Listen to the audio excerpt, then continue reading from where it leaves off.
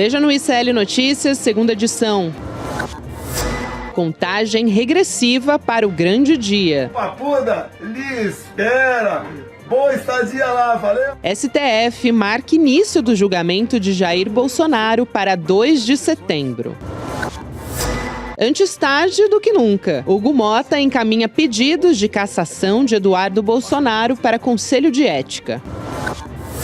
Saúde pública sob ataque de Trump. Estados Unidos cancelam vistos da família do ministro Alexandre Padilha. O ICL Notícias, segunda edição, está no ar.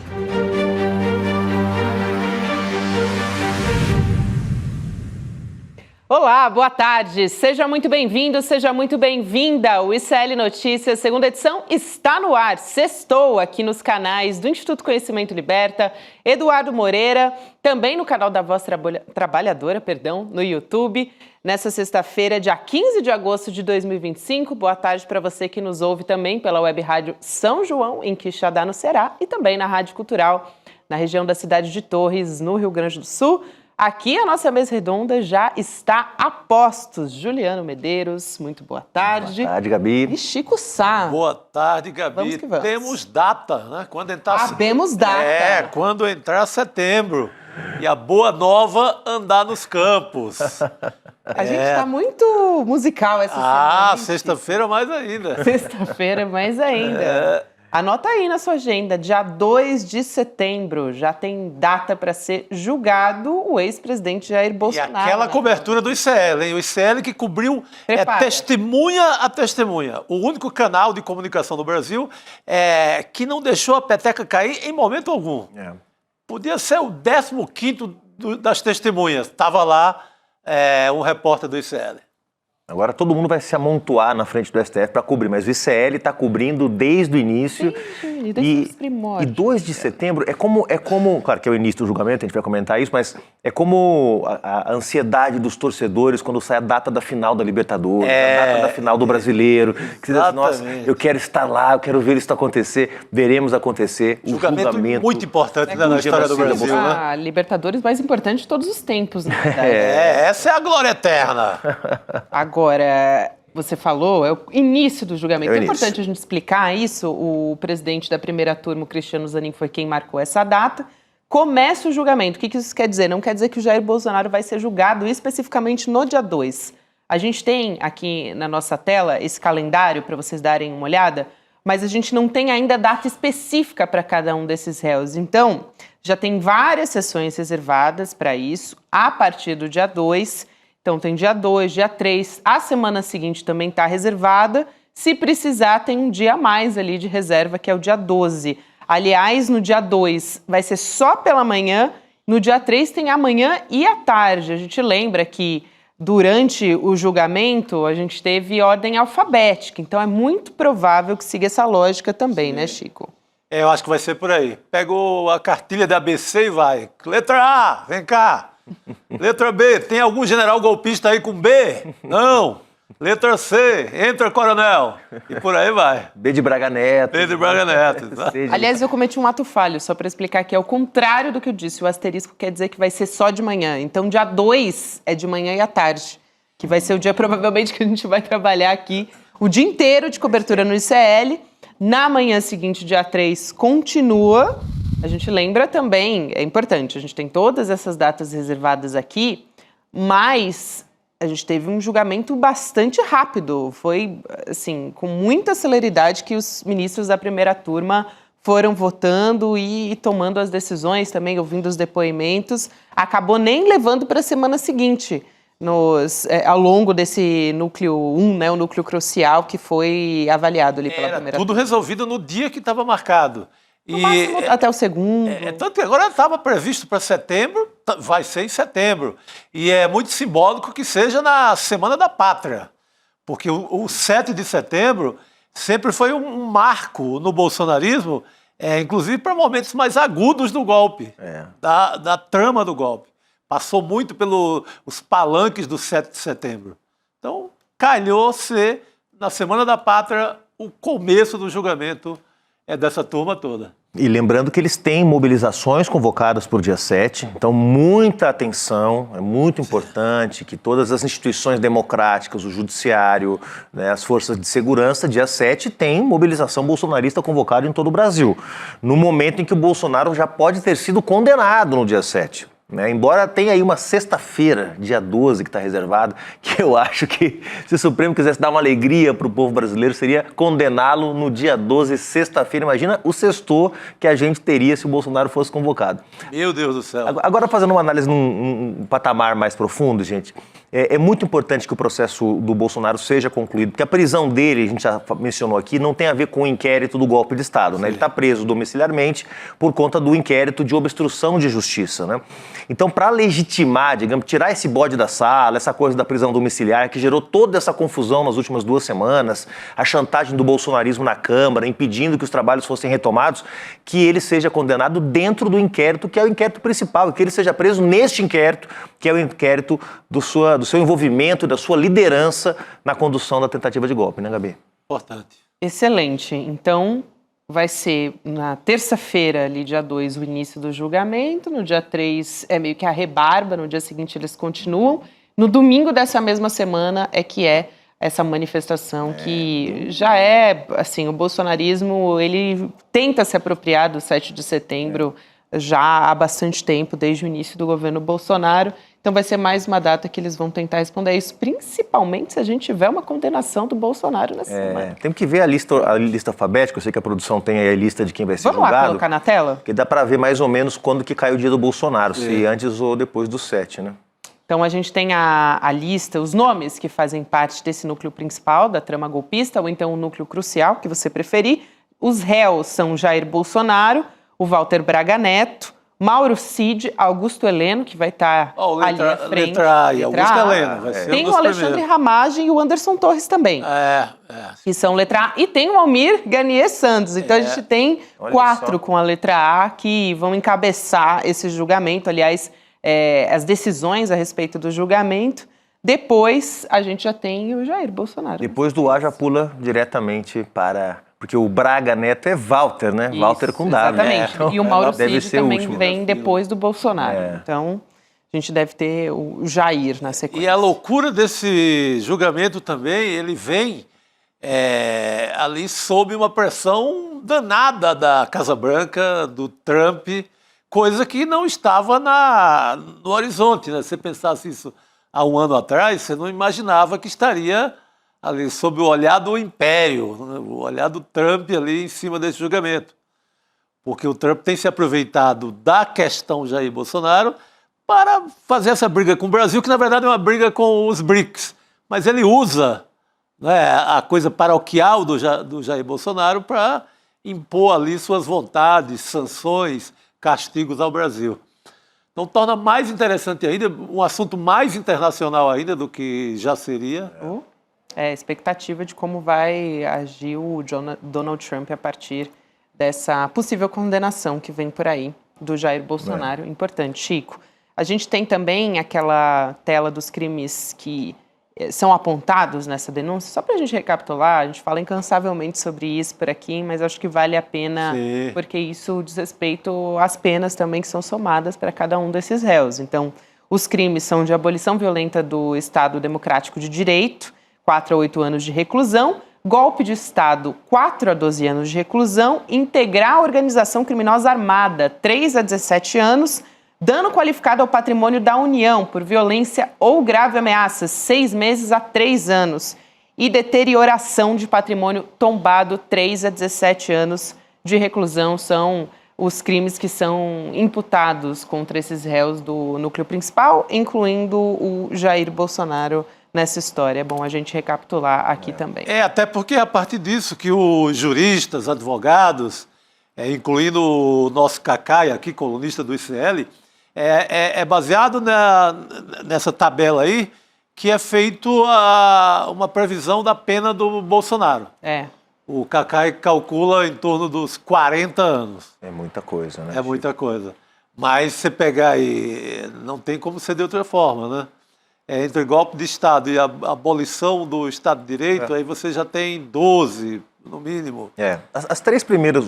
Os três primeiros crimes da nossa listinha aí, sobre eles há provas abundantes, contundentes. Está aí, abolição violenta do Estado de Direito, golpe de Estado e integrar organização criminosa armada, porque aí já está contando a Operação Punhal Verde e Amarelo, que é a operação que estava prevendo o assassinato do presidente Lula, do Geraldo Alckmin e também do ministro Alexandre de Moraes. O item 4 e o item 5, dano qualificado ao patrimônio, deterioração de patrimônio tombado, vai ser feita algum tipo de vinculação indireta, porque o Bolsonaro não estava lá no dia quebrando vidraça, mas os efeitos do 8 de janeiro certamente serão atribuídos à organização criminosa que foi formada para tentar viabilizar o golpe de Estado, no qual o 8 de janeiro era um episódio, entre tantos outros episódios que foram desenvolvidos desde o bloqueio de rodovias, os incêndios criminosos em Brasília no dia 12 de dezembro na diplomação do Lula, né, os recursos que foram mobilizados, né, enfim, tem toda uma série de provas que comprovam que o golpe não era o 8 de janeiro apenas, mas era uma série de iniciativas que foram tomadas por essa organização criminosa para tentar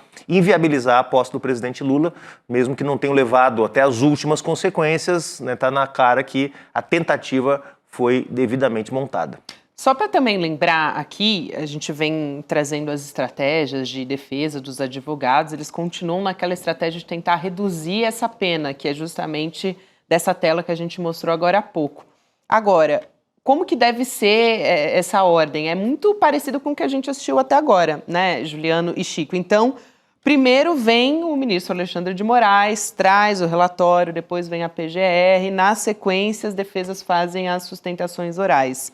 E aí é que vem o negócio, porque vem as votações dos ministros. Naquela ordem mesma que já foi, Alexandre de Moraes, depois, se eu não me engano, é o Flávio Dino, enfim, o Luiz Fux. Aliás, falando em Luiz Fux, a gente tem expectativa também, conversando com a Juliana Dalpiva, com o Leandro Demore, enfim, com os nossos jornalistas, de que o Luiz Fux, ele não deve pedir vista. É muito improvável que isso aconteça, não é impossível, mas é muito improvável. Ele pode divergir dos ministros em uma questão ou outra. Há essa expectativa, inclusive, né? Isso. Assim como foi já, né, Chico? Exato. A tendência dele, pelo que se viu até agora, é voltar, mesmo quando volta para condenar, voltar lá embaixo, no mínimo da pena.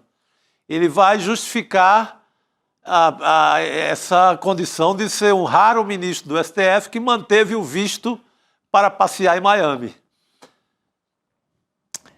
Muito bem, a gente vai continuar acompanhando, então, como o Chico Sá já adiantou aqui, a nossa equipe vai estar mobilizadíssima a partir do dia 2 de setembro para acompanhar o julgamento do Núcleo Crucial, que inclui o Jair Bolsonaro, essa data aqui. Todo mundo no chat, quando a gente começou o programa, assim, o chat está alvoroçado. É um sextor especial. É um sextor diferente, né? Com um sabor já de uma luz. Assim. Porque o país... Imagina o quanto o país esperou pela prisão do Bolsonaro, mesmo que domiciliar. Porque, imagina o cenário. Você perdeu parentes na pandemia. Viu que aquilo não deu em nada. Depois pula, você vê o cara chegando com joias aqui no Brasil. Depois você vê o cara pegando um avião, não dando posse pro Lula e deixando uma história de golpe para trás. E você nada acontece. Do osso, 33 milhões de pessoas vivendo com fome. Esse cara destruiu o país. E nada. Então há uma expectativa no país inteiro. Agora, só lembrando, Gabi e Chico, para a gente encerrar esse assunto, que, obviamente, o julgamento 2, 3 de setembro, talvez na semana seguinte, Bolsonaro não começa a cumprir pena no dia seguinte. Vai ter uma série de recursos, né? Então, a expectativa aí de alguns juristas, o ICL já ouviu vários deles, inclusive, é de que essa pena comece a ser cumprida ainda esse ano, né? Mas mais para o final do ano, depois que todos os embargos, todos os recursos forem apreciados pela primeira turma, né? Importante, Gi, lembrando que ele já está em prisão domiciliar também e até lá a coisa não deve mudar, a não sei que, enfim, tenha alguma intenção ali de interferência, a gente já sabe tudo que está em jogo com as medidas cautelares do Alexandre de Moraes, que o Jair Bolsonaro não pode descumprir. Exato. Então, a gente segue acompanhando essa história. Aliás, muito interessante de a gente trazer aqui também é sobre Silas Malafaia, né, que é aliado do Bolsonaro também, já que a gente está falando dele, que está sendo investigado pela Polícia Federal por tentativa de obstrução no processo que apura a tentativa de golpe também. E depois que isso aconteceu, essa notícia veio à tona, praticamente uma notícia nova, né, fresca, acabou de sair, o Silas Malafaia, ele publicou um vídeo nas redes sociais E ele disse que ele descobriu essa investigação pela imprensa e está acusando a Polícia Federal de vazar informação para a Globo News. Veja só, ele foi... Ele agora é contra o vazamento? Pô, não me diga, Malafaia. Na Lava Jato... Esse estava pedindo em cima do palanque para ser investigado. Claro. Eu desconfio até que ele peça uma prisão para fazer aquele drama que os bolsonaristas sabem fazer, papel de vítima, simular desmaios e etc. Porque o que esse senhor pede para ser preso não é brincadeira. Ele é o único que ataca da maneira mais pesada o Supremo, continua. Mesmo quando o Bolsonaro está mais calado, ele faz esse papel. Aliás, é bem nesse âmbito o inquérito, né? São as sanções as ações contra as autoridades, incluindo os ministros do Supremo, Chico, o Alexandre de Moraes, a articulação para impor sanções contra o Brasil, que ele também faz parte. O Alexandre de Moraes, ele tem essa leitura, um ministro que a conduta do Silas Malafaia, dos investigados nessa ação, estão tentando atrapalhar esse processo, que é o que faz, por exemplo, o Eduardo Bolsonaro, enfim, e demais investigados, né? Vamos lembrar aqui, né, gente, como a gente mencionou aqui, o 8 de janeiro não foi um raio céu azul, ele foi preparado por várias manifestações que começaram antes da eleição. Quer dizer, o Bolsonaro já estava no palanque, no caminhão de som, na Avenida Paulista, chamando Alexandre de Moraes de canalha, dizendo que este presidente não cumprirá mais as ordens desse ministro. Quem é que estava do lado dele, quando ele ameaçou as instituições? Ele, Silas Malafaia. Quem estava do lado do Bolsonaro quando ele disse que ia agir dentro das 4 linhas, mas que não ia mais aceitar intimidação? Ele, Silas Malafaia. O filme da Petra Costa, O Apocalipse nos Trópicos, né, o ICL inclusive entrevistou a Petra aqui, está tendo uma grande repercussão, mostra o grau de ascensão que o Silas Malafaia tinha sobre o Bolsonaro, ao ponto de enquadrar o Bolsonaro para a indicação do ministro evangélico, terrivelmente evangélico, que ele conseguiu encaminhar o André Mendonça para o Supremo. Então, tá claro que o Silas Malafaia é um personagem importante desse núcleo bolsonarista. Participou da trama golpista diretamente? Conseguiu financiamento para os atos golpistas? Ajudou o gabinete do ódio a operar no mundo evangélico? Não sabemos, mas que cabe uma investigação, não há dúvida que cabe. Sem dúvida alguma. Aliás, eu comentei aqui que ele está nesse mesmo inquérito que envolve o Eduardo Bolsonaro, o Paulo Figueiredo, o próprio Jair Bolsonaro também está nesse inquérito. Agora, o Eduardo Bolsonaro, que tem feito declarações das mais absurdas possíveis, ele agora está sendo alvo, finalmente, né? Parece que antes tarde do que nunca, o Hugo Mota, presidente da Câmara, enviou 4 pedidos de cassação do mandato do Eduardo lá na Câmara dos Deputados, para o Conselho de Ética da Câmara, né? São 3 pedidos do PT, tem um pedido do PSOL também, e o PT, quais são as acusações do PT, né, contra o Eduardo? Quebrar o protocolo, o decoro parlamentar, né, pela campanha que ele tem feito de difamação lá nos Estados Unidos, e o PSOL acusa o Eduardo de utilizar o cargo para articular essas sanções políticas, essa taxação, sanções econômicas contra o Brasil. Então, o Eduardo, até o momento, tem aquela questão também das faltas, né? Que ele pode também perder o mandato, a Constituição Federal determina isso, a perda do mandato de deputado, de senadores, de parlamentares, se eles tiverem 1/3 de faltas em sessões ordinárias. O Eduardo, ele tem 8 faltas não justificadas. E não é um processo tão rápido assim também, né, Juliano, para você perder o mandato por meio do Conselho de Ética também. Não, a Câmara tem muitas válvulas de escape, porque é um ambiente altamente corporativo, a gente sabe disso.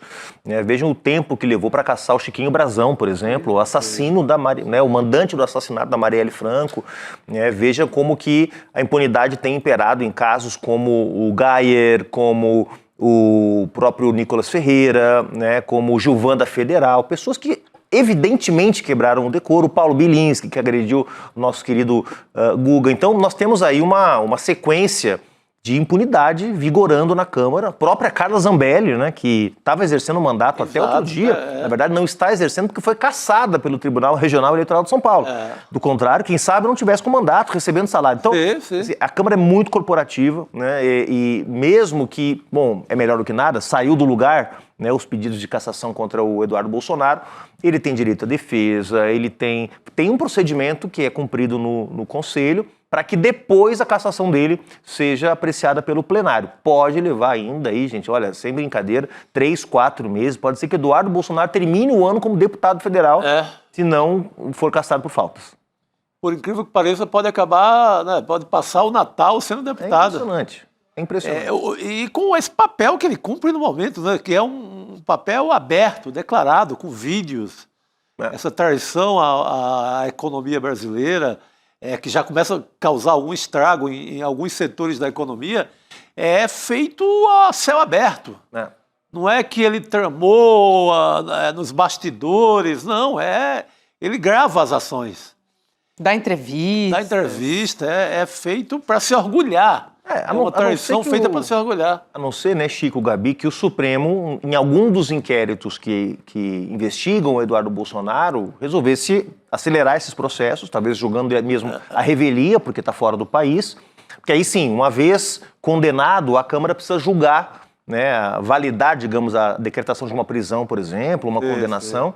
E aí isso cria realmente um ambiente onde as coisas se aceleram, né? Eu lembro sempre do caso da Flor de Lis, né? Deputada condenada por assassinato, né?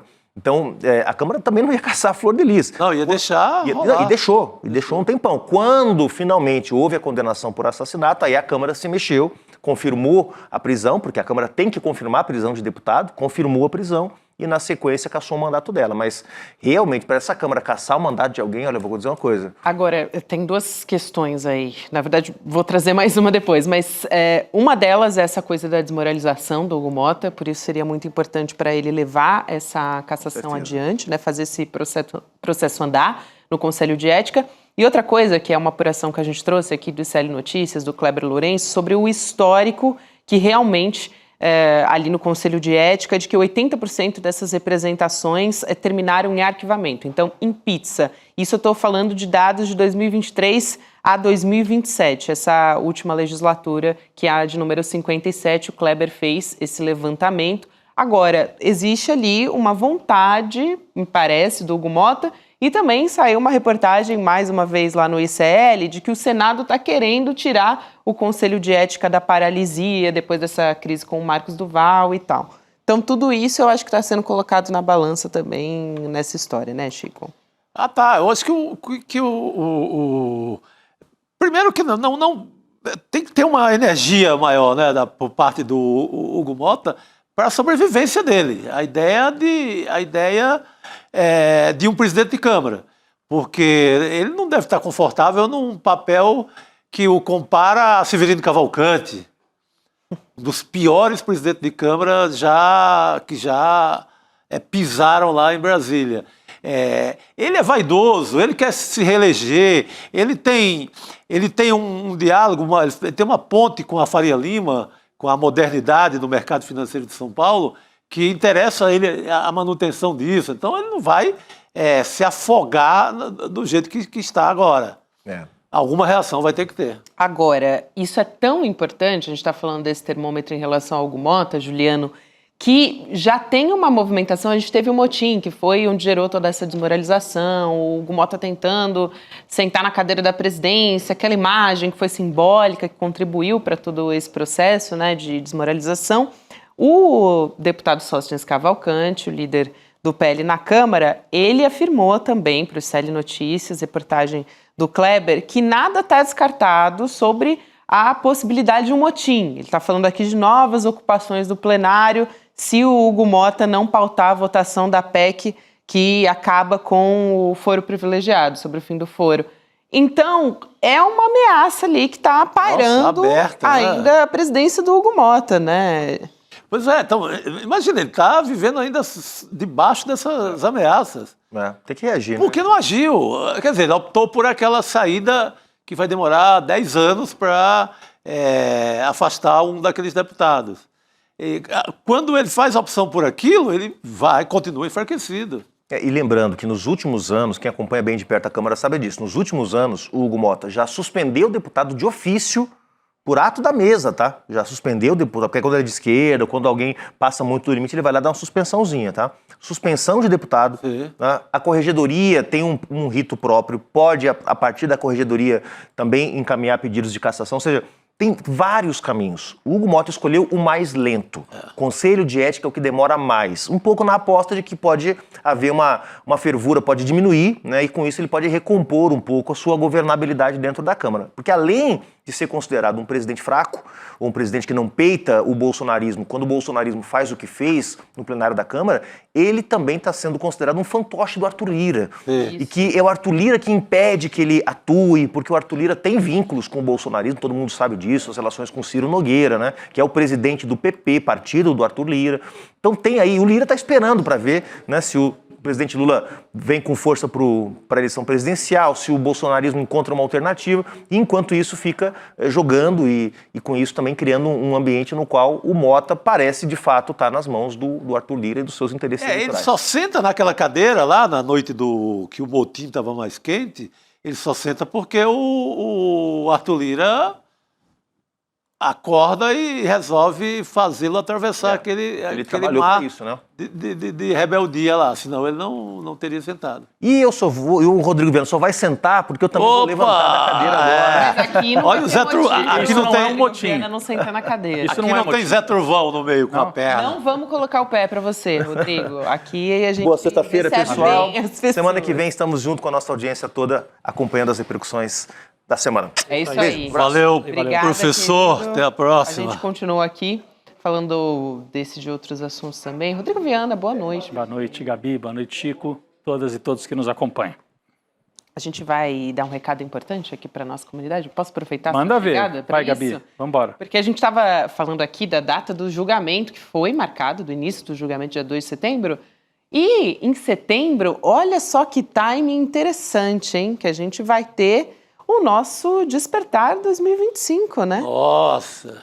Ou seja, a gente vai ter o encontro com a nossa comunidade no 19 e 20 de setembro, provavelmente com uma decisão do julgamento. Eu acho que é resolvido, hein?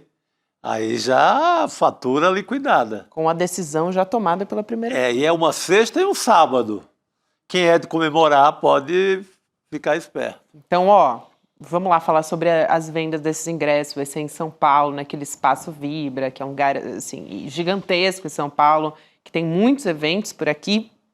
A gente tem as vendas oficialmente abertas agora. Então, se você quer encontrar com a gente lá no Despertar 2025, vai lá em despertar2025.com.br, garante o seu ingresso. A gente ainda está no lote promocional, mas vai acabar. Então aproveita por enquanto que já está com 55% de desconto para quem compra hoje. Então fica o recado, vai acabar logo o lote promocional. Então depois não vai dizer que a gente não avisou aqui, hein? E tem, olha só, disponíveis, só para dar umas informações mais minuciosas aqui. Menos de 50 ingressos para o camarote e menos de 200 para a plateia. Então corre lá, vale muito a pena e a gente vai liberar a Jurubeba, provavelmente, lá, né? Opa, lá inevitavelmente. Meu Deus, quando setembro entrar, como é que é a música? Eu estava lendo aqui, Quando entrar setembro. Quando entrar setembro, do Beto Guedes. E a Boa Nova, e a Boa Nova vai nos chegar. campos. Rapaz, quando entrar setembro. Setembro fortíssimo. Tá forte mesmo, tá forte. Dos maiores julgamentos da história desse país. Não queria dizer nada, mas é o mês do meu aniversário também, né? Opa, pô, cara. Só porque eu falei, a cadeira baixou. Opa, levanta a cadeira. Pô, tem alguma... Só comemoração. Tá tendo um motim aqui, né? Tô vendo. Não sou eu que tô passando Invisível. sem Rodrigo Viana, hein, gente? Juro pra vocês.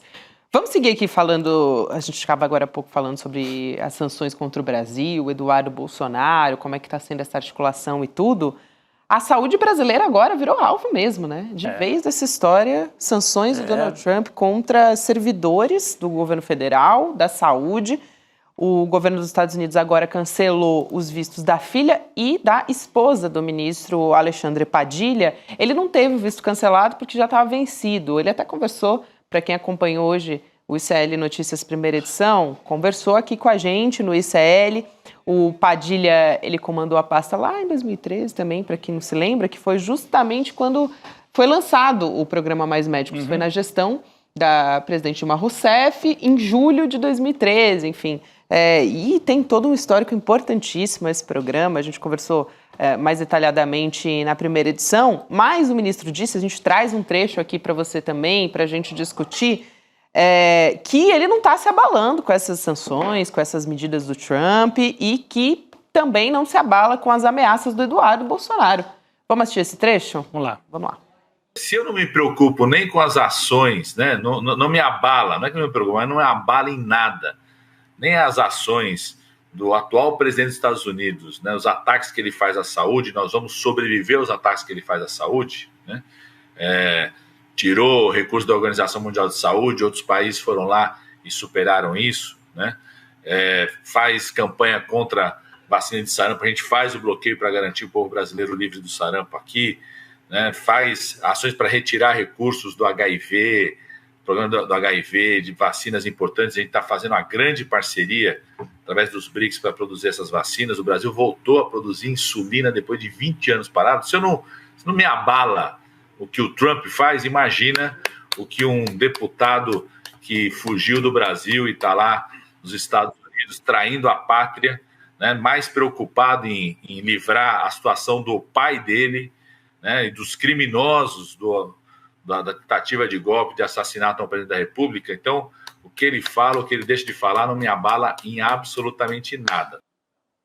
Recado importante do ministro da Saúde diante dessas ameaças que estão sendo constantes. E um ataque que não se baseia em nada, né? Atacar, tirar o visto da filha do ministro da Saúde do Brasil. Uma filha menor de idade da esposa, né? Pelo amor de Deus, é pura loucura trumpista, né? Eles não gostam de saúde pública, né? Os Estados Unidos nunca gostaram. Os republicanos menos ainda. Eles chamavam um programa que o Obama tentou fazer, um arremedo de programa de assistência, inclusive de saúde, e aí eles diziam que isso era coisa de comunista, lembram? O Obamacare.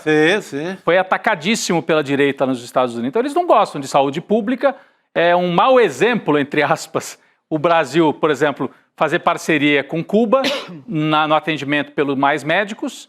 E o Brasil tem um sistema de saúde que não tem a ver com o sistema cubano. É um sistema bastante original, talvez mais parecido com o inglês, né? Que tem uma mais parecido pública. Com o inglês, o modelo O modelo brasileiro, que é o do Sistema Único de Saúde, é o Estado investindo, e isso os Estados Unidos não gostam. O que eles gostariam mesmo é o sistema de voucher que o Paulo Guedes queria implantar. Então é por isso, é um ataque, porque fazer parceria com Cuba impede ideologicamente o avanço sobre a área de saúde, que é o que eles querem. Eles já avançaram nos planos, mas eles gostariam de desmantelar o SUS também. E é tão importante o Mais Médicos, Rodrigo, eu acho que a gente muitas vezes, assim, fala sobre o Mais Médicos, mas não fala por que ele surgiu. É para atender os territórios menos, assim, atendidos, onde tem escassez de atendimento. Então, quando surgiu lá em 2013, na gestão do Padilha, ele tinha mais médicos cubanos e hoje a maior parte desses profissionais são brasileiros. São brasileiros, né? Mesmo. 10% são cubanos. São cubanos hoje. só. E, Gabi, Chico, eu entrevistei o Padilha lá em 2013, quando ele lançou o Mais Médicos. Talvez as pessoas não saibam. O Alexandre Padilha é médico. Sim. E ele foi um médico, é uma coisa que não é muito comum entre os médicos formados assim na classe média. Ele foi ser médico lá no interior do Pará. Se não me engano, em Santarém. Ou foi Santarém ou foi Altamira, acho que foi Santarém. Então ele foi ser médico justamente nesses territórios onde havia poucos médicos. Ele sabe disso, ele foi enxergar como é que é esse atendimento. Ele foi trabalhar lá na ponta, na Amazônia, como médico, e depois trouxe essa experiência para o Ministério da Saúde na época da Dilma, e é um programa vitorioso, as pessoas gostavam do programa. A classe médica, uma boa parte, não, né? Porque expôs a falta de compromisso de uma parte da classe médica brasileira com a saúde pública. Então isso ficou feio, né, para os médicos, né? Então eles também iam para os aeroportos gritar, é comunismo, gente, atender a saúde, atender as pessoas. A cena de chegada dos médicos cubanos, principalmente em Fortaleza, no Ceará, foi uma coisa vergonhosa, né? Foi. E preconceituosa, foi uma coisa absurda. E era um médico cubano negro. Exatamente, com o dedo daqueles médicos na cara, sabe? Acusando, foi muito violento. E acho que a Gabi, você lembraram ontem, a Maíra Pinheiro, que depois virou assessora do Ministério da Saúde. A capitã cloroquina, que é responsável por aquela experiência, para não chamar de outra coisa, de Manaus. A experiência eu chamo daquela falta de oxigênio, ao que tudo indica, com todas as autoridades do Ministério da Saúde sabendo. Experimento de extermínio, eu diria. Experimento de extermínio tocado durante o governo lá do Bolsonaro. É o mais certo falar. É isso. Que precisou ter doação de oxigênio de emergência, precisou vir da Venezuela um caminhão de oxigênio. Verdade. O Felipe Neto, eu lembro, mandou outro caminhão. vários empresários fizeram doação de última hora para salvar o que podia do povo de Manaus. Gente, não é possível... É um experimento. Não é possível que o povo esqueceu disso. E nessa época o Bolsonaro dizia que ele tinha histórico de atleta. E agora Bolsonaro que atacou muito mais médicos também. Atacou mais médicos, dizia que tinha histórico de atleta e agora está pedindo prisão domiciliar. Para manter, né, prisão domiciliar, porque ele tem problema de saúde. Mudou bastante a situação. Só confirmando aqui, Rodrigo, ele foi em Santarém mesmo, viu? Que ele foi médico aqui, estava foi médico em Santarém, no final dos anos 90. Ele foi médico em Santarém no fim dos anos 90, logo depois de formado, antes de atuar politicamente e tal, como médico atuou lá na Amazônia. E eu vou te falar, viu, Rodrigo, eu acho que esse ataque dos Estados Unidos contra o Mais Médicos, contra a saúde básica no Brasil, é uma das coisas mais graves que o governo Trump fez até agora. Ele está tentando interferir num programa de atendimento à saúde básica, um outro país. É um programa social, né? Um programa de atendimento social de saúde pública. É um negócio inacreditável. É coisa que eles... acho que essa é a parte mais violenta de tudo isso, né? Porque tem uma parte que não pode viajar para os Estados Unidos, tudo bem. Não vai para Disney, ninguém morre. Dá para viver sem Miami. Mas essa parte de interferência num programa de governo é pesada. E é assim, é um recado que você passa para outros técnicos do tipo, se você se envolver em programas de saúde que a gente considera que tem um viés de esquerda, você pode ser punido mais para frente. Então, é uma maneira de deixar todo mundo com medo, é a política do medo. A extrema-direita atua uma política do medo. Por isso que é importante a gente acompanhar no dia 28 essa entrevista, como as democracias morrem, porque é assim que eles operam, tentando destruir de dentro para fora os estados, as democracias, né? Então, é importantíssimo a gente compreender e relembrar o que foi o governo Bolsonaro. Exatamente, o Rodrigo. E também, Rodrigo, Chico, aqui veio o Donald Trump, né? Porque assim que ele sentou na cadeira, uma das primeiras coisas que ele fez foi cortar recurso da OMS, da Organização Mundial da Saúde. Quando ele faz isso, ele deixa de atender, né? Há uma dificuldade maior de manter ações em outros países, por exemplo, países africanos. Está perseguindo universidade, que por consequência persegue pesquisa e no fim das contas atinge a saúde também. Então uma série de medidas do Donald Trump atacando a área da saúde desde que ele sentou na cadeira da presidência. A equipe de saúde dele é inteiramente negacionista. Isso.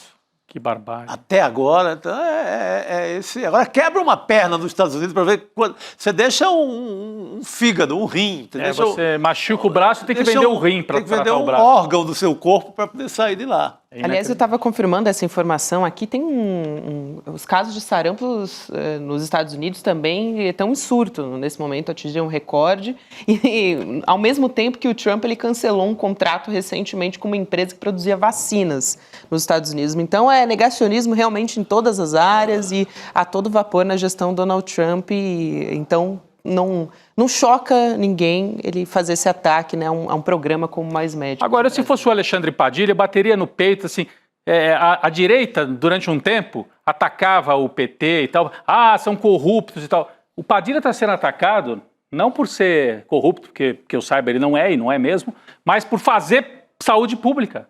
Então, é um orgulho ser atacado por fazer saúde pública. O Alexandre Padilha devia colocar no currículo dele esse ataque. É claro que é doloroso, porque ataca a esposa, ataca a filha menor de idade, acho que isso é o pior de tudo, né? Porque é uma filha, é uma menina, né? Eu acompanhei quando ele teve essa filha, agora já deve ser adolescente quase, mas eu acho que ele tem que colocar na parede isso, né? Como disse aquela vez o Chico Buarque, que o Jair Bolsonaro se negou a assinar o Prêmio Camões. Aí o Chico falou, pronto, é como se eu ganhasse outro. Se negou a assinar, é um outro Prêmio Camões. Alexandre Padilha, ao ser atacado, diretamente ter sua família atacada, por fazer saúde pública, é como se estivesse sendo premiado. Recebeu agora uma medalha, né? Defende a saúde pública de verdade no Brasil. Boa. É um símbolo da saúde pública. O que eu lamento é pelo Mais Médicos, porque esse programa ele já foi alvo de ataque, de notícia falsa ao longo da história, desde a sua concepção, né? Sim. Quando começou, de que os médicos cubanos não tinham diploma, de que os familiares não podiam vir junto para o Brasil, enfim, uma série de fake news naquela época que foram divulgadas. Então, mais uma vez, né, o Mais Médicos sendo alvo de um ataque. A gente tem, no momento, persiste assim, os comandos dos CRMs, dos Conselhos Regionais de Medicina, composto assim, infelizmente, ainda por muitos médicos muito bolsonaristas. negacionistas, médicos reacionários de uma forma que não admite programas de saúde pública de sucesso, que defende só medicina privada, medicina para rico e etc. Infelizmente, há CRMs assim, espalhados pelo Brasil inteiro com esse pensamento, que é um contrassenso total, né? Você pensa em medicina no Brasil, num país como o Brasil, e você valoriza só o plano, o mundo privado, e não a saúde pública, não sei que cabeça de médico é essa. Aliás, é uma pauta, né, para a gente fazer. Quando foi lançado o Mais Médicos, naquela época, sim, foi necessário trazer muita gente de fora, né, de Cuba e de outros países, vieram, não só de Cuba, né, porque não havia médicos suficientes aqui no Brasil. A economia brasileira estava bombando, então os médicos formados naquela cultura de classe média e tal, queriam atender nos grandes centros e, bom, também não sou contra, a pessoa, assim, a lógica é essa, mas o Estado está aí para resolver, tá? Não querem ir lá para os lugares mais remotos do Brasil, como é que a gente resolve? Então, naquela época, muitos médicos trazidos de fora. Gostaria de saber como é que está hoje. Eu acho que se criou, aos poucos, uma cultura e algumas faculdades, algumas universidades brasileiras passaram a dar mais atenção para a formação de médicos da família. Não sempre existiu, né? Sim. Isso é algo que existe há décadas, mas um foco maior. Mas eu gostaria eu acho que isso é uma pauta, talvez, para o nosso site, até para a gente aqui. Hoje, na comparação com o Mais Médicos de 2013 para o Mais Médicos de hoje, quantos são brasileiros hoje? É, interessante. Será que ainda esse discurso de que é coisa de cubano, ainda vale? Aliás, eu me lembro... A gente tem uns 10% hoje. É só 10% hoje. Eu me lembro que quando lançou essa ideia de médico da família aqui em São Paulo, era no governo do Quércia, do MDB. Sim. No governo do Quércia aqui em São Paulo. Primeira vez que eu ouvi falar nisso, né? E o Quércia dizia, não, eu me inspirei na medicina lá de Cuba. Sim. E o Pinotti, acho que era o Aristodemo Pinotti, que era um médico que atuava como secretário de saúde. Não tinham nada de comunista os dois, mas eles queriam avançar um pouco na saúde. Era o MDB aqui em São Paulo. Então isso, olha... Isso existe há muitos anos. É que o Padilha, ali na época da Dilma, fez isso de maneira massificada pelo Brasil inteiro. Foi a primeira vez. E não só de médico, como uma questão, assim, um profissional que é importantíssimo no Brasil, e às vezes a gente esquece dele, que é o agente de saúde. Agente de saúde, sim. O agente de saúde que passa antes do médico, passa nas casas lá em São Gonçalo, em Santana do Cariri, lá no pé da Serra do Araripe, está lá passando um agente de saúde, querendo saber como é que está o filho, tendo a radiografia completa da saúde de todo mundo, se tem grávida. Se a água está bem cuidada, olha, tem cloro na água. O agente de saúde, esse é um herói nacional, um herói ou uma heroína. Isso é fundamental. Aliás, hoje estava fazendo uma pesquisa sobre o Mais Médico, a gente deve entrar nessa pauta em breve, em detalhes também. E justamente os cubanos começaram a sair mais do Mais Médico e do país na gestão do Jair Bolsonaro, porque ele atacava muito o Mais Médicos e ia nessa carona. Foi desmontando, né? Justamente, aconteceu um desmonte que foi promovido pelas notícias falsas, né, de que não tinham diploma, enfim, de que as famílias não podiam vir, enfim, uma série de notícias que ele ajudou a propagar o Jair Bolsonaro, né? Então, ele foi um dos grandes responsáveis na gestão dele pelo esvaziamento dos médicos cubanos do Mais Médico. Era uma campanha sistemática contra isso. Uhum. Gente, ninguém é contra o pensamento de classe média que quer ser um médico, ter um bom consultório numa região nobre da sua cidade. Okay. É incrível, faça lá, é a sua vida sendo melhorando e etc. Agora, você não pode ser contra a saúde pública. Se você não quer ir lá na ponta, tem quem queira. E o Estado tem obrigação, né? Porque está na Constituição brasileira, né? A saúde pública. Sim. Então, o Estado tem obrigação de correr atrás de soluções. Os médicos formados aqui não querem. É difícil, né? Não querem. E eu já falei isso aqui. Tem histórias de prefeituras no interior do Amazonas que põem o salário lá em cima. Aí o médico vai passar um dia e volta para Manaus. Porque não quer ficar o mês inteiro lá, quer atender um dia. Esse médico que vai assim, uma vez perdida, ele não tem uma relação com a comunidade, né? Ele até atende tecnicamente. Mas... O ideal, ontem eu falei de alguns exemplos de médico cubano, os caras moravam no lugar, entravam na vida da comunidade, eles estavam de plantão 24 horas. Adoecia um menino, uma menina ali, uma criança de madrugada, estava lá aquele médico. É outra história. É super interessante mesmo. Aqui, mudando rapidinho de assunto, Vamos tem lá. uma notícia importante também a respeito da Carla Zambelli. A gente disse que o julgamento a respeito daquele caso em que ela andou armada nas vésperas das eleições, apontou uma arma contra um jornalista, estava para ter uma definição. A gente teve agora o voto do ministro Cássio Nunes Marques. Foi o primeiro a votar contra a condenação. Contra a condenação? A condenação por porte ilegal de arma. Saiu agora já isso? Tem maioria para condenar a Carla Zambelli.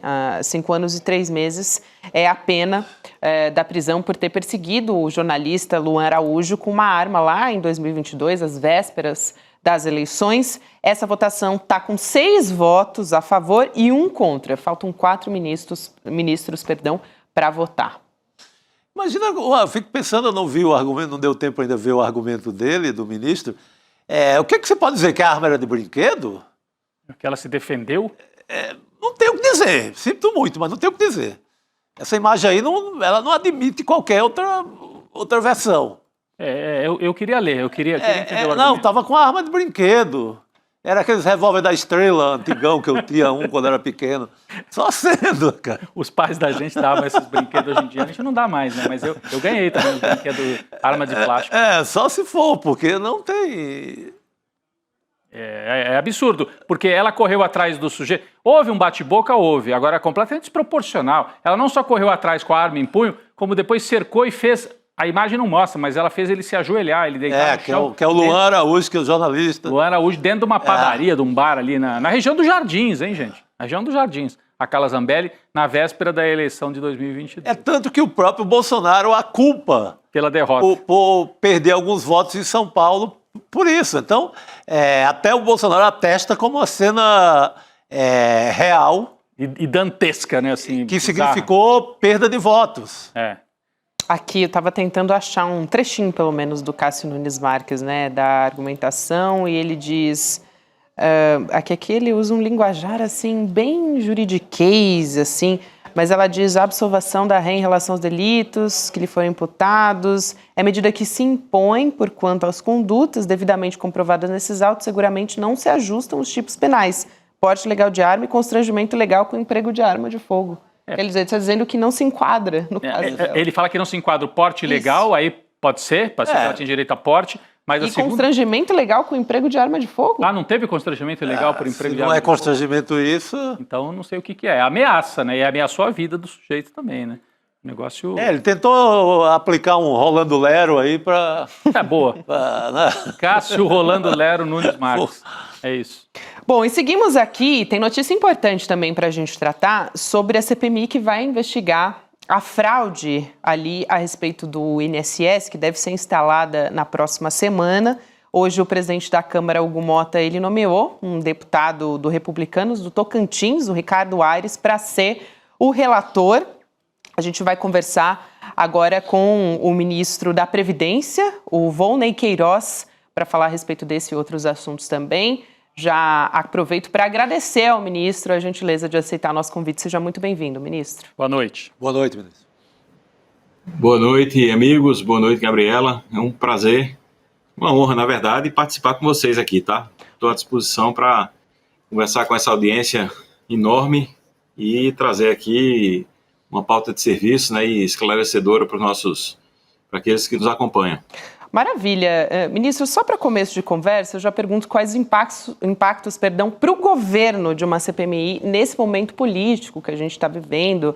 Enfim, a gente tem o julgamento do Bolsonaro no mês de setembro, a gente tem a taxação de Donald Trump contra o Brasil. Enfim, isso atrapalha, de alguma maneira, os trabalhos do Congresso no sentido de votar projetos que são prioritários. A gente teve um motim agora, né, na Câmara dos Deputados, que atrasou algumas pautas que estavam previstas e são prioridades do governo.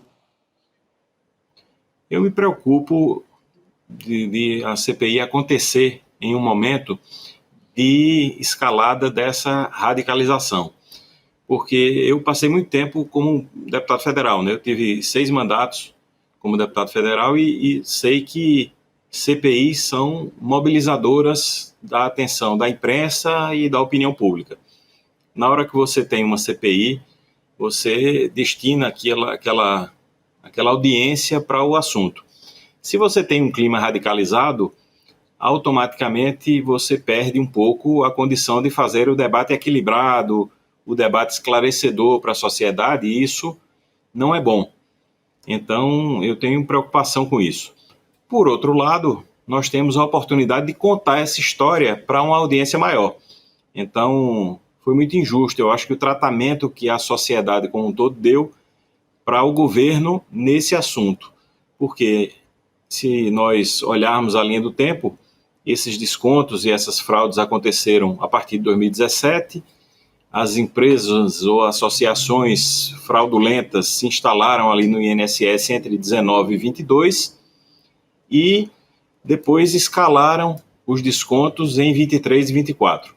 Então, quem desbaratou essa gangue, quem acabou os descontos e quem externou, divulgou isso para a sociedade foi o governo do presidente Lula, foi a CGU, e agora o governo está devolvendo dinheiro para o bolso dos aposentados. Eu não estou nem usando o termo ressarcimento, que muitos aposentados se queixaram que não demoraram para saber o que significava o ressarcimento. Então, devolver o dinheiro ao bolso dos aposentados também foi uma decisão política do presidente e do governo.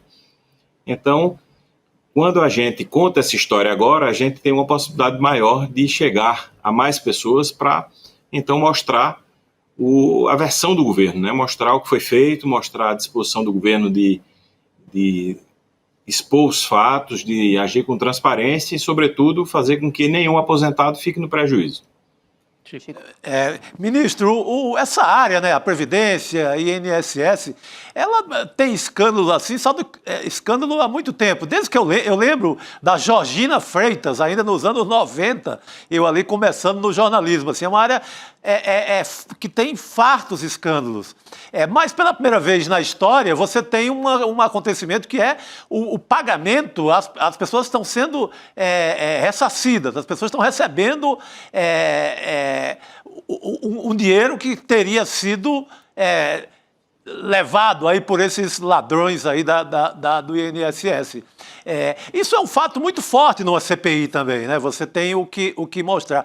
Mas a minha preocupação é mais além. Eu queria saber o que é que ficou desse episódio todo em matéria de garantia que não teremos mais escândalos como esse a partir de agora. Foram melhorados os mecanismos de fiscalização? Foi arrochado toda essa máquina para evitar esse tipo de caso? Boa, Chico, boa pergunta. Veja, essa é a preocupação que norteia também a nossa atuação aqui. Porque, se a gente olhar direitinho, onde tem muito dinheiro, tem muita gente querendo meter a mão.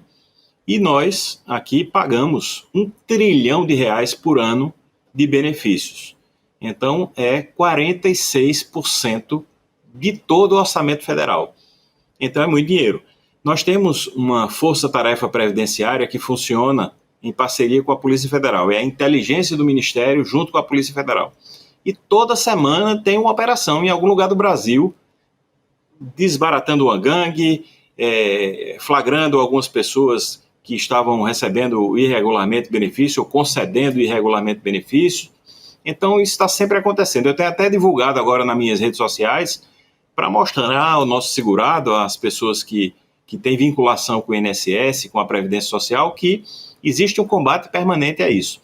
E pela primeira vez, como você disse, esse dinheiro está voltando para o bolso dos aposentados e também nós temos que deixar um legado disso tudo, ou seja, uma lição para o INSS e para o Ministério da Previdência Social.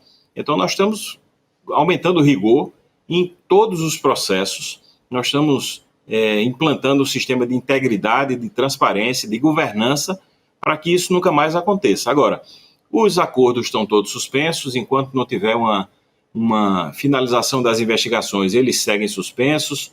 Todas as associações, não há nenhuma que tenha ficado sem ser investigada, todas elas serão investigadas e todas elas estão com os acordos de cooperação técnica suspensos.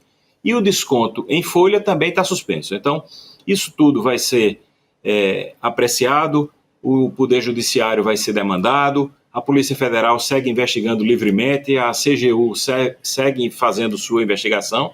Nós não podemos apressar e nem retardar. É uma coisa que não está sob o escrutínio do Ministério da Previdência Social. O que nós fazemos aqui é cuidar da proteção social e melhorar os nossos digamos assim, mecanismos aqui para que isso nunca mais aconteça. Não estamos fazendo isso com uma melhoria e um empoderamento maior da inteligência, da ouvidoria, do controle interno e da corregedoria, que são os mecanismos internos que nós temos de proteção para que isso não aconteça mais. Ministro, é o Rodrigo Viana que está aqui falando, um prazer tê-lo aqui ao vivo com a gente. A gente pode esperar, né? Boa noite.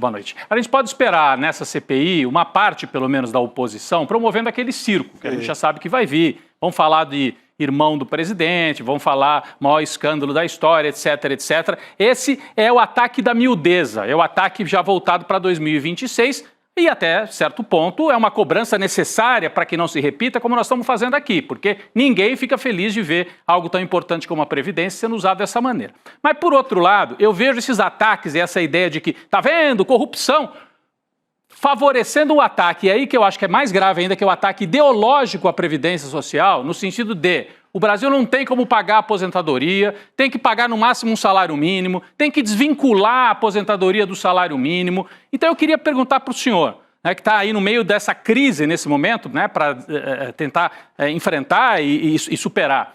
O senhor pode garantir que o governo Lula, se for reeleito, não fará uma nova reforma da Previdência penalizando mais os trabalhadores? Ou pode até retomar alguns pontos que foram adotados nas reformas anteriores e que deixaram muita gente sem conseguir se aposentar? Como é que o senhor vê esse ataque ideológico? Eu vejo todo dia, inclusive nas televisões aí tradicionais, algumas até que fazem a defesa da democracia, mas que se unem para atacar o direito do trabalhador. O problema do Brasil é a Previdência. Aliás, esse é um nó, a gente ouve isso o tempo todo. Como é que o senhor vai responder a isso também numa eventual CPMI e no debate em geral? Muito bom.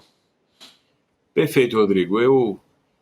É um tema que eu me apaixonei. Esse tema da Previdência Social não era uma coisa com a qual eu tinha familiaridade. Eu não quero, nem posso, nem vou posar aqui de especialista em Previdência, toma posse como ministro. Não, eu sou um parlamentar, sou uma pessoa que viveu a vida no parlamento e que, ao me deparar com essa missão na Previdência, me tornei um apaixonado e um estudioso sobre o tema. Então, hoje, eu sou uma pessoa que me dedico e acompanho muito bem isso. E considero, pelos números que nós observamos, que esse é o maior sistema de proteção social do planeta. E é uma coisa que a sociedade precisa ter uma sensação de pertencimento com a Previdência Social. Então, ela tem que deixar de ser, como você bem ressaltou aí, o vilão, o gasto, o peso, o fardo que a sociedade carrega, que o pagador de impostos paga, e ser considerado isso, um colchão social. Ninguém lembra da Previdência Social no churrasco no domingo. As pessoas lembram e precisam da Previdência Social nas horas de necessidade. É nessa hora que o braço do Estado chega para socorrer, quando a pessoa já não pode mais trabalhar, quando a pessoa sofre um acidente, quando a pessoa tem uma incapacidade permanente. É nessas horas que o Estado chega para socorrer através da Previdência Social. Veja, são 40 milhões de benefícios pagos mensalmente, são 60 milhões de pessoas que contribuem com a Previdência para um dia se aposentar, são 78 bilhões de reais injetados nos municípios do Brasil a cada mês e mais de R$1 trilhão pagos anualmente, fortalecendo a economia, combatendo as desigualdades, combatendo a fome, porque em muito do que foi feito para a retirada do Brasil do mapa da fome foi a agilização das filas e a atenção às pessoas que ingressaram no BPC, ingressaram no sistema previdenciário, porque no governo passado havia um represamento artificial da fila para você economizar e hoje não existe mais isso.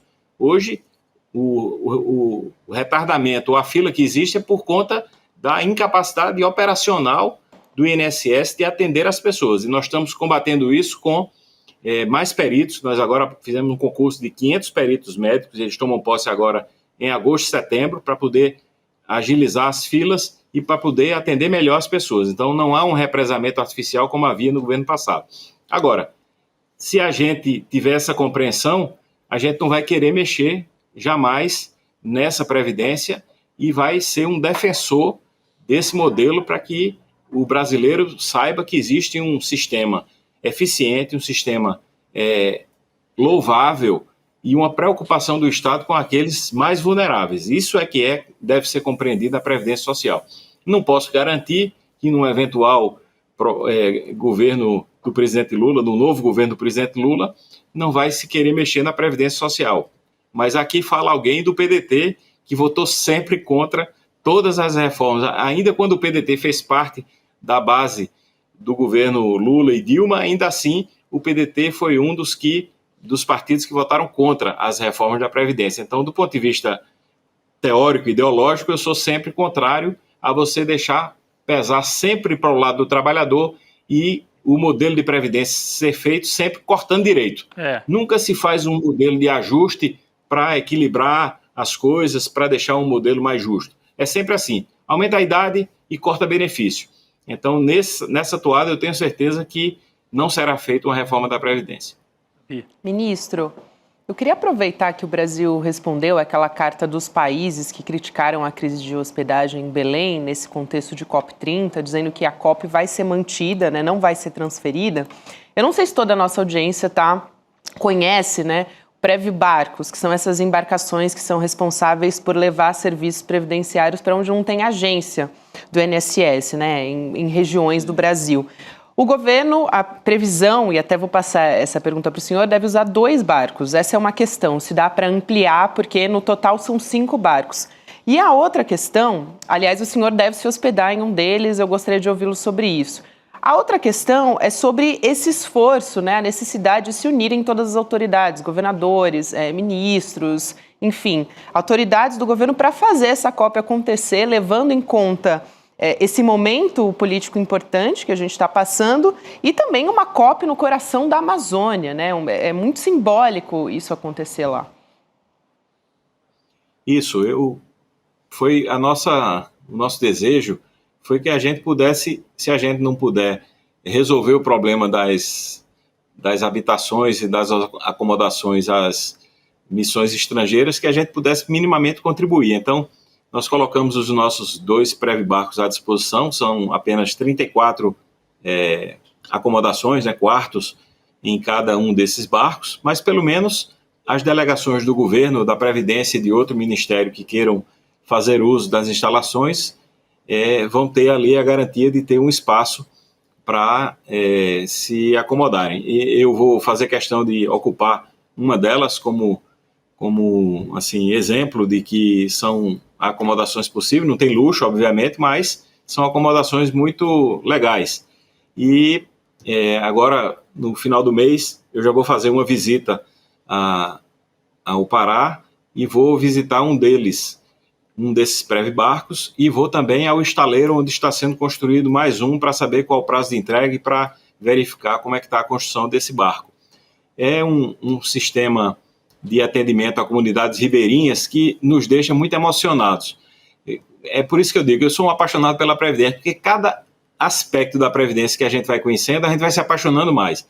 Olha, Chico, para vocês terem uma ideia, esse Previbarco, quando ele passa numa comunidade, ele vai por um lado do rio e volta pelo outro. Então ele passa 6 meses indo e volta nos outros 6 meses pelo lado oposto. E é o único contato com o Estado que essas comunidades têm no ano. No ano. Então, quando o Previbarco chega, tem comunidades que soltam fogos, que acendem fogueiras, que vão receber os funcionários, servidores do INSS nos portos onde eles atracam. Então, é uma festa de cidadania quando esses barcos chegam para fazer o atendimento. Então, é um negócio maravilhoso. Então eu digo, olha, vamos ver como é que a gente consegue fazer mais Previbarcos desses para a gente espalhar essa cidadania por mais lugares, locais, comunidades ribeirinhas que não têm acesso, não têm contato com o Estado brasileiro, para que a gente possa fazer esse contato ainda mais frequente. Portanto, vai ser uma iniciativa muito exemplar, assim, a gente poder levar o Previbarco para a COP.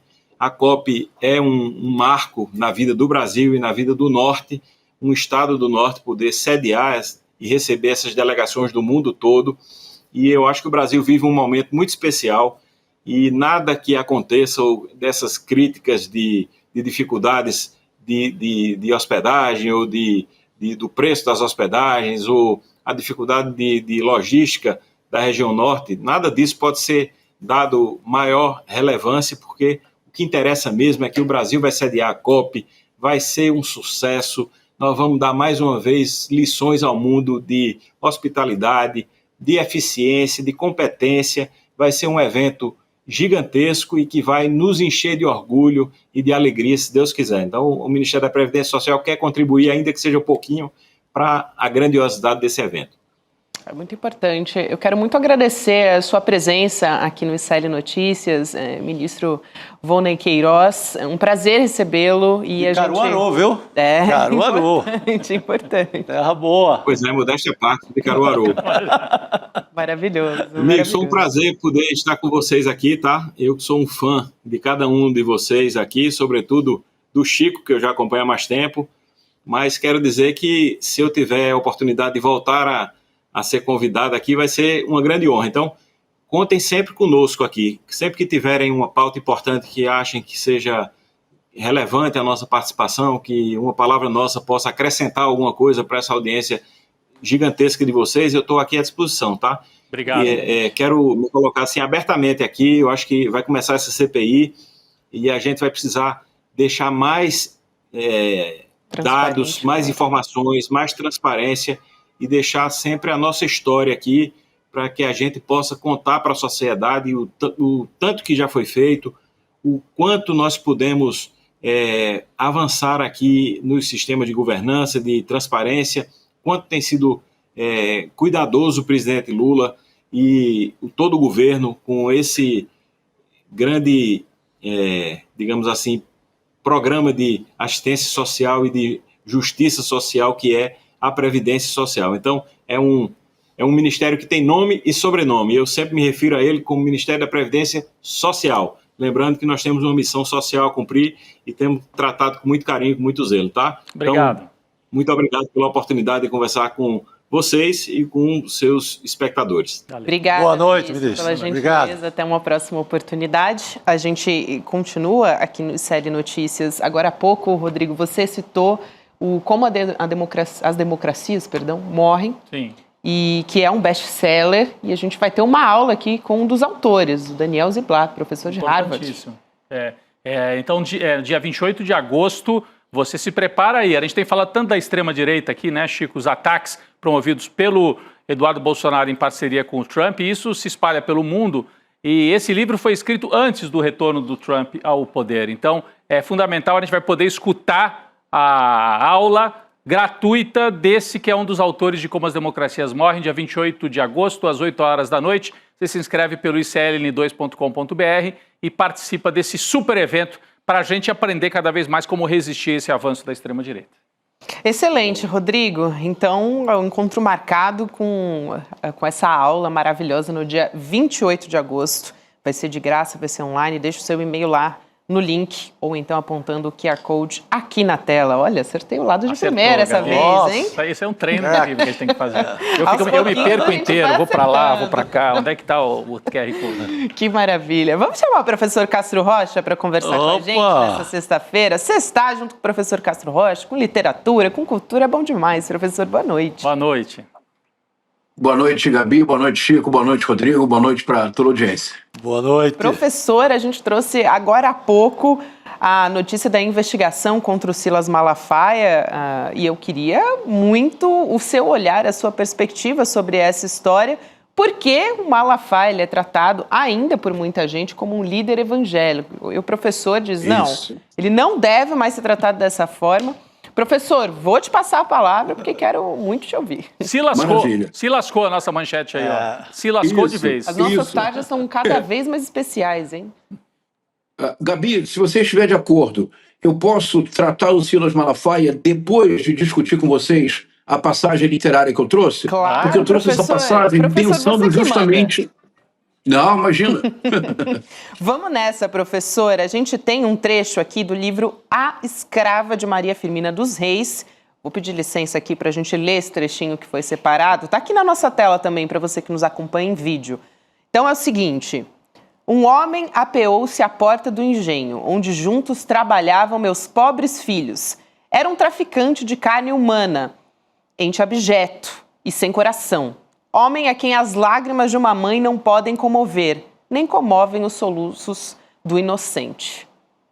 Vai lá. Obrigado, Gabi. Aliás, ficou linda essa arte, hein? Nossa, parabéns para a produção. Gabi, olha o contexto, Chico e Rodrigo, desse conto. Esse conto é a única passagem da literatura brasileira do século XIX em que uma escravizada tem voz e diz o nome próprio do senhor de escravo. Veja, é o conto A Escrava, da primeira romancista negra da literatura brasileira, Maria Firmina dos Reis. O conto foi publicado em 1887, no ano anterior ao 13 de maio de 88, a abolição da escravatura. E naquela passagem, se puder colocar na tela de novo, Gabi. Vamos colocar naquela aqui. passagem, o contexto é o seguinte. Uma escravizada chamada Joana enlouqueceu. Ela tem 3 filhos e 2 filhos foram vendidos com 8 anos de idade. Ela enlouquece. E ela transita entre a loucura e momentos de lucidez.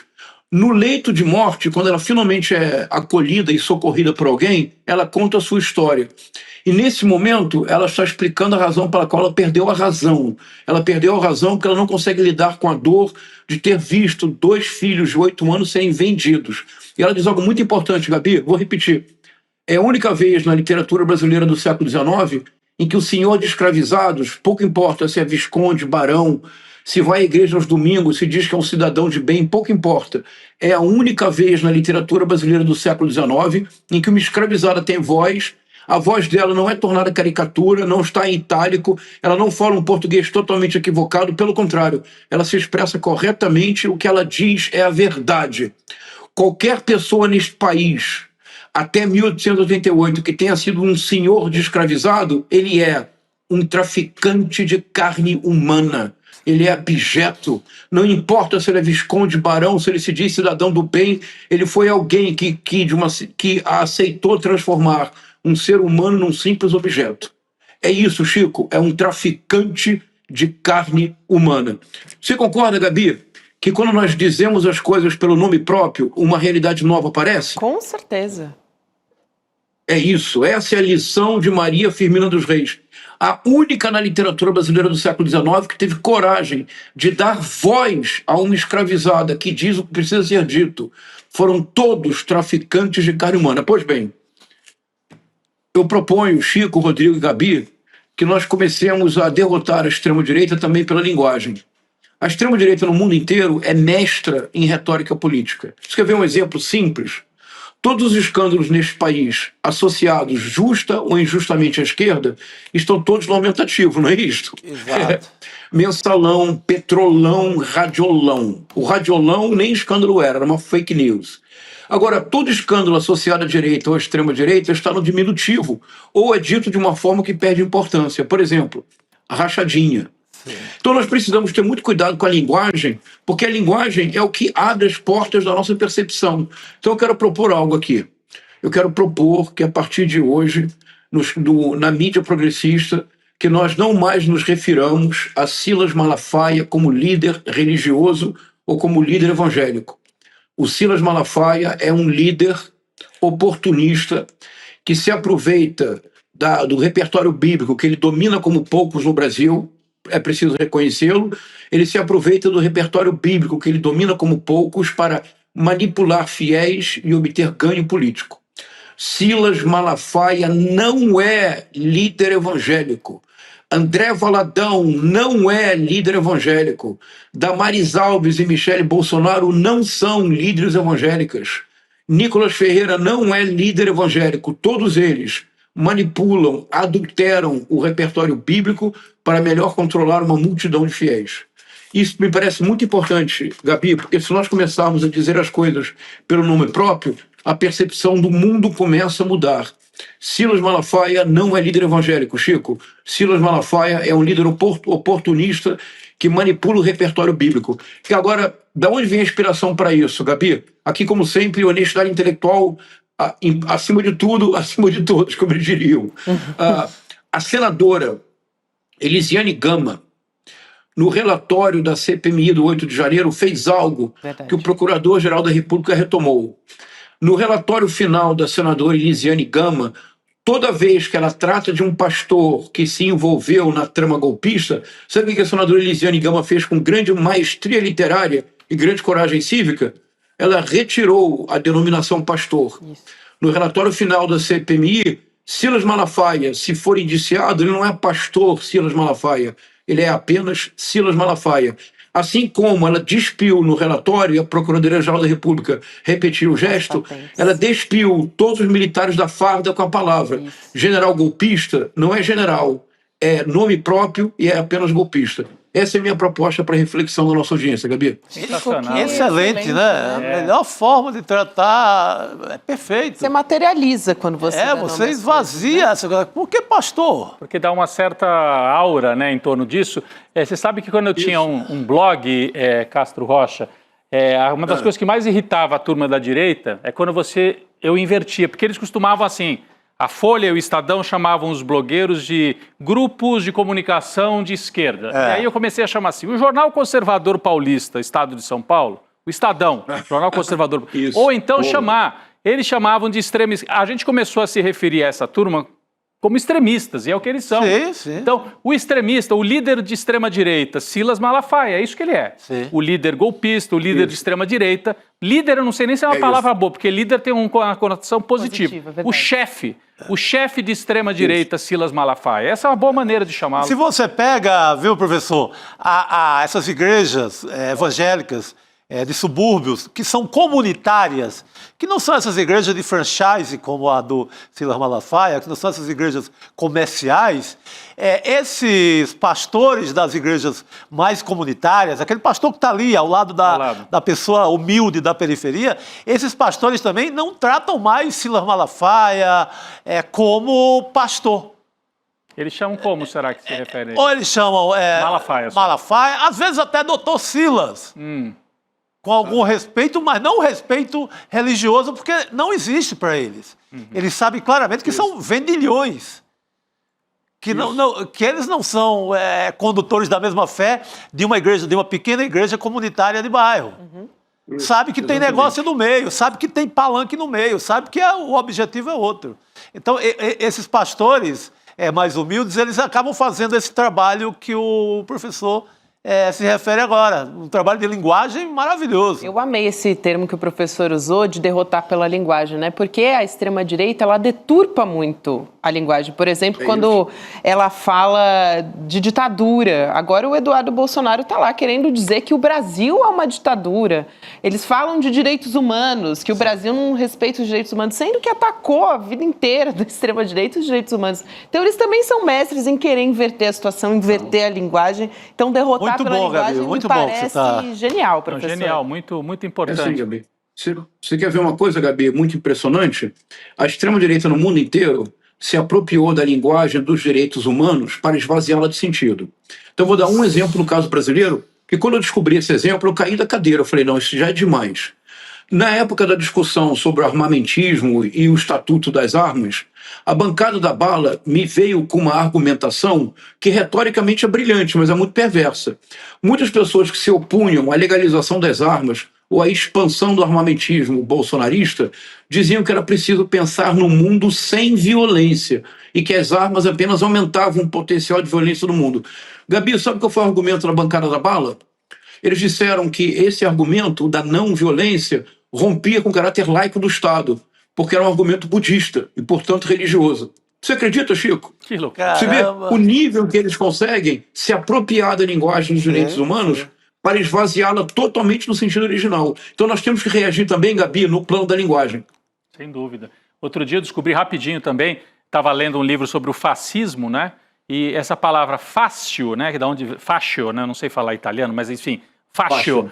Era uma linguagem que era usada pela esquerda italiana para simbolizar a união de trabalhadores em toda a Itália. O Partido Socialista, da onde vinha o Mussolini, né? Mussolini foi do Partido Socialista, usava isso. Os fascios eram uniões de trabalhadores, como se fosse a união de trabalhador. E aí ele se apropria também. Então essa coisa da direita pegar um termo que vem da esquerda e transmutar, né, e fazer essa guerra da linguagem, vem de lá do fascismo já, né? Então a gente tem que fazer essa batalha, porque eles fazem e do lado de cá, na resistência ou na ofensiva, nós temos que fazer também. Muito bom. Agora, Chico, Rodrigo, olha que boa lembrança. O Partido Nazista fez a mesma coisa. Sim, Ele se denominava o Partido Nacional Socialista dos Trabalhadores Alemães. Sim. Ótima observação. Eu estou propondo isso, Chico, que nós comecemos a combater também no plano da linguagem. Por exemplo, a Gabi falou muito bem do Eduardo Bolsonaro. Sabe o que eu proponho, Gabi? Que nós comecemos a tratar Eduardo Bolsonaro, Paulo Bilinski e toda essa turma não como deputados ou políticos. Eles são terroristas legislativos. A finalidade dele, quando eles estão no Congresso, não é parlamentar, não é negociar, não é fazer política. Eles estão no Congresso para fechar o Congresso e para acabar com a política. Eduardo Bolsonaro é um terrorista legislativo. Vamos ter coragem, Gabi, de começar a dizer as coisas pelo nome próprio, não é isso? É isso. Verdade. As coisas como elas são, né? Muito bom. É o traficante de carne. Tem o, né, traficante de carne humana. Traficante de carne humana. A lição do conto. Né? E o terrorista parlamentar. Até porque não está cumprindo seu papel, né? Que deveria aqui no Brasil. Excelente, professor. Aproveitando a presença do professor Castro Rocha, eu prometi aqui que a gente ia falar sobre literatura, sobre cultura, e você vê que a gente está falando de política também. Tudo interligado ali. A gente estava falando agora do Eduardo Bolsonaro, né? O Hugo Mota ele enviou essa semana também para o Conselho de Ética os pedidos de cassação do Eduardo Bolsonaro. Então, só para relembrar aqui quem está nos acompanhando agora dessa informação. E a gente vai, então, para falar um pouco de cultura também. Eu quero dar uma notícia muito boa para a nossa comunidade, porque a partir de hoje a gente tem o nosso roteirista, Matheus Pichonelli, que vai dar dicas para falar de filme, de documentário, que estão em cartaz na nossa plataforma, no Instituto Conhecimento muito Liberta. Bom. Olha só que bom. E a gente vai saber agora qual é o filme que ele vai indicar para a gente assistir nesse final de semana. Vamos assistir um trechinho? Vamos lá. Vamos lá? Imagina só essa história. Um empresário dinamarquês deixa o seu país em meados do século XX, vem para o Brasil e se torna um dos principais executivos de uma das principais companhias privadas do país. Aqui ele abraça o Brasil e é abraçado pelos brasileiros. Ele praticamente se torna um cidadão brasileiro. Ele gosta de caipirinha, ele gosta de futebol, ele gosta de MPB. Ele vive em festa, ele vive sorrindo em festa, ele se casa com uma brasileira, ele tem muitos amigos, ele é muito bem relacionado, ele vive feliz, ele é brincalhão, ele é bonachão e tudo mais, é um cidadão de bem, que você olha de fora e fala, pô, que bacana, o sujeito que veio aqui, venceu na vida, grande empreendedor e blá, blá, blá, blá, blá. Agora, e se eu te disser que esse mesmo cara foi um dos principais financiadores da tortura no Brasil? Eu tô falando do Henning Boyesen, tema do documentário Cidadão Boyesen. Esse documentário foi lançado em 2009 e nele o diretor Shahin Litevski investiga os traços de psicopatia desse cara desde a escola. Ele vai até a Dinamarca para tentar entender de onde vem essa perversidade, porque ele não só financiou a tortura no Brasil, como ele gostava de assistir às sessões de tortura no Doi-Code. Ele se envolve na Operação Bandeirantes, ele é um dos principais coletores de dinheiro do empresariado paulistano, brasileiro. E entender como essa psicopatia brotou é uma forma de entender o período histórico em que essa psicopatia brotou. Porque, afinal de contas, ele não foi o único empresário que deu dinheiro para os ditadores, não. Né? Muita gente se envolveu nisso. Agora você para e pensa, que coisa estranha, né? Um empresário bem-sucedido, de bem com a vida ganha, tirar dinheiro do bolso para patrocinar golpista, gente ligado ao que tem de mais violento e mais arbitrário na história brasileira. Não parece que a gente já viu esse filme antes? Pois é, a gente só entende janeiro de 2023 e o movimento que levou até escalar até janeiro de 2023, se a gente entender as raízes históricas dessa violência e desse amálgama entre grupos autoritários e o empresariado brasileiro. Para fazer essa radiografia que é psicológica, mas é também histórica, o Shahin Litevski, ele vai ouvir muita gente. Ele vai ouvir historiadores, ele ouve gente da luta armada e ele vai ouvir as pessoas que estavam envolvidas nos porões da ditadura. Ele ouve, por exemplo, o Carlos Alberto Brilhante Ustra, ídolo de Jair Bolsonaro e de toda a turma de Jair Bolsonaro. Esse filme está na plataforma do Instituto Conhecimento Liberta e é a minha dica para o final de semana. Assiste lá e tenta entender as conexões que existem hoje entre movimentos autoritários e essas raízes de um passado não tão distante aqui. Assiste lá e depois vem aqui me contar o que vocês acharam, tá bem? Um abraço e bom fim de semana. Boa, Matheus. Esse é o filmaço, um documentário necessário. Eu levei meus filhos para assistir, os mais velhos, para assistir faz algum tempo já, faz alguns anos, mas é um documentário fundamental para entender essa articulação entre os militares e os empresários, né, como explicou aí o Matheus Pichonelli. Não é isso, professor Castro Rocha? Excelente, um filme excelente, e eu recomendo também, se me permitirem, há um filme que esse episódio é muito bem tratado, que é o filme chamado Clemente, que trata do último comandante militar da Ação Libertadora Nacional, um homem de valor excepcional, o Carlos Eugênio Paes, porque foi um comando da Ação Libertadora Nacional que executou o Bollesen.